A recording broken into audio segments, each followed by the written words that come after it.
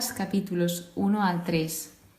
Hay veces en nuestra vida que hacemos las cosas totalmente al revés de como nos las dicen o de ese consejo que nos dan, y hacemos absolutamente todo lo contrario. Y esto es una de las cosas que le sucedía al pueblo de Israel. Cuando a ellos se les dijo en libros anteriores o repetidas veces a través de los profetas que ellos amasen el bien y practicasen el derecho y la justicia, estos luego hicieron todo lo contrario. Amaron el mal y practicaron la injusticia, literalmente. Por lo que, dando comienzo a este libro, cosas que debemos saber. Su ministerio se dio sobre el siglo 8 a.C., que fue aproximadamente la misma época de Isaías. El nombre de Miqueas significa «quién como Yahvé», y el tema general que tiene el libro es que en medio de las acusaciones se encuentra la promesa del Mesías. En medio de esas advertencias de ese juicio venidero, habla sobre esa promesa venidera también. Así que él era originario de Judá y estuvo durante el reinado de los reyes Ahaz y Ezequías. Sí, es cierto que este libro habla del Mesías, pero ¿de qué está hablando específicamente? Pues aquí trata de una profecía muy importante, que es la profecía del lugar de nacimiento del Mesías, donde iba a nacer el Mesías venidero. Otra de las cosas que hace Miqueas es denunciar la opresión de los pobres y la corrupción de la sociedad, llamando a todo el pueblo a la justicia y a la rectitud. Es decir, las personas que en esta época se estaban haciendo ricos, no se estaban haciendo ricos por propio mérito ni por su trabajo, sino se estaban haciendo ricos por corrupción. Estaban haciéndose ricos robando y a través de su codicia. Y luego, otra de las cosas que veremos en Miqueas es símbolos y metáforas proféticas. Es verdad que el libro de Miqueas se me ha hecho un poco bastante difícil de entender.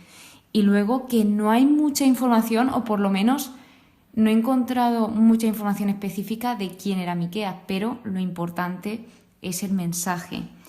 Y Miqueas, otra de las cosas que sabemos, es que era de Moreset y era un hombre de campo. Esto no nos lo dice específicamente en la Biblia, pero sí que sabemos que era hombre de campo a raíz de dónde era, a raíz de su origen. Entonces él fue un profeta. Está clasificado en la Biblia como profeta menor por la longitud de su libro, que es un libro muy corto, y él fue enviado a las ciudades para llevar la palabra de Dios al pueblo y a esas ciudades.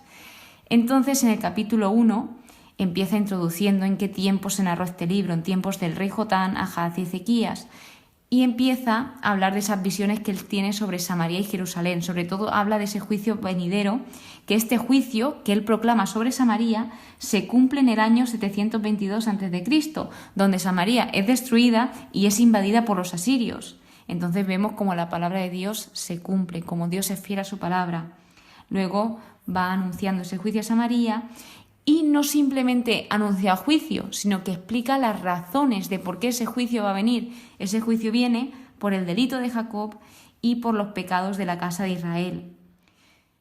Para clarificar un poco, Samaria era la capital de Israel y Jerusalén era la capital de Judá. Luego hablaba de los ídolos, de cómo denunciaba ese adulterio espiritual, de que esa desolación vendría. Habla también sobre el juicio de las ciudades de la tierra baja, y Miqueas lo va nombrando con un juego de palabras, el cómo va proclamando este juicio. Esto era una idea antigua de que el nombre describía tanto el carácter como el destino de esa persona a quien se la asociaba o de esa ciudad a la que era asociada ese nombre. Entonces sí que es verdad que muchos de estos nombres marcaban como ese porvenir que tendría cada uno de los pueblos.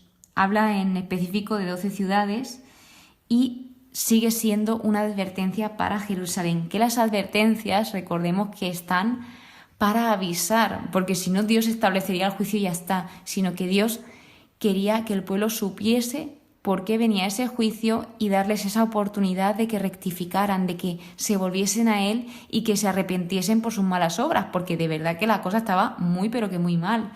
El pueblo estaba lleno de violencia, solo hacían que tramar cosas malas contra los demás.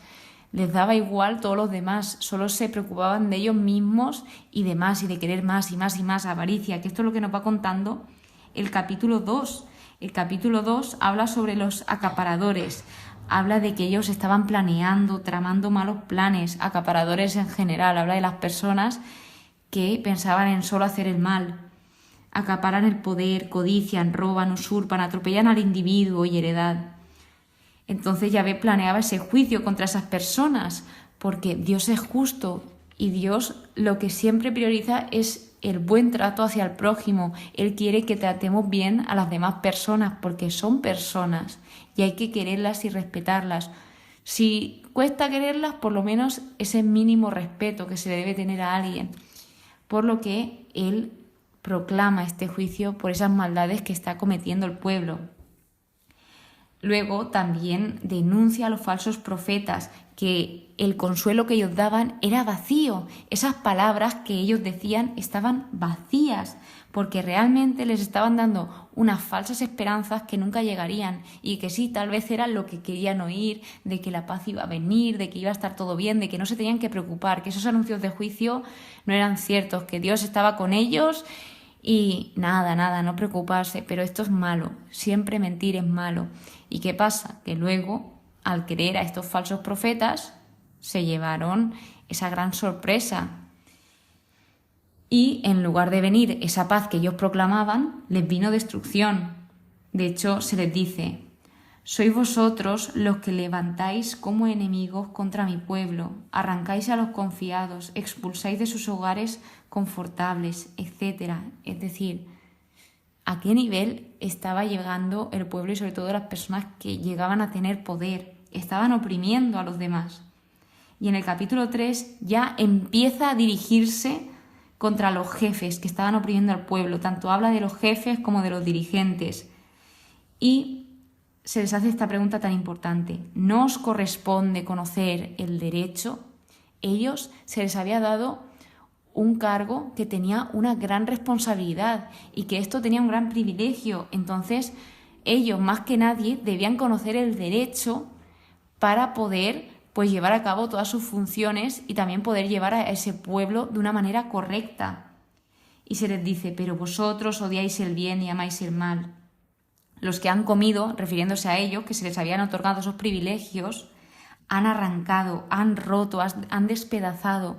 Generalmente se refiere al prójimo, que a ellos se les otorga un privilegio y en vez de saber aprovecharlo bien y de compartirlo o de ejercer bien ese privilegio, hicieron todo lo contrario. Así que dice: clamarán a Yahvé, pero él no les responderá.